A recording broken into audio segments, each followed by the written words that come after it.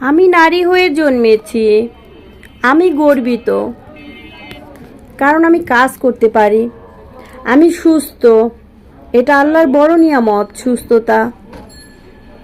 তো আজকে গিয়েছিলাম আমি আমাদের বাসার একটু পাশেই, সেটা হচ্ছে টিভি সেন্টার, রামপুরা।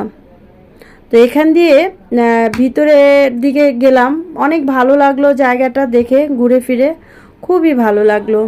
তো ড্রাইভ করছিলাম আর সবার সাথে গল্প করছিলাম যে জায়গাটা অনেক সুন্দর। তো অনেক ইচ্ছা আছে যে এদিকে একটা কিছু করার, গ্রাম্য পরিবেশ চারদিক দিয়ে। একটা ফ্ল্যাটও দেখতে গিয়েছিলাম, তো অনেক ভালো লাগলো আজকে এই জায়গাগুলো ঘুরে ফিরে। তো সামনে দুটা গরু চলে আসছে, একটা বাবু আর ওর মা। তো ওই সময় গাড়িটা হুট করে স্লো করে চালালাম। আসলে কি, যে কোনো কাজই আমরা করি না কেন অবশ্যই কাজে মন দিতে হবে, না হলে দেখা যায় অ্যাক্সিডেন্ট হয়ে যাওয়ার সম্ভাবনা থাকে। তো আমার কাছে আজকে খুবই ভালো লাগতেছে।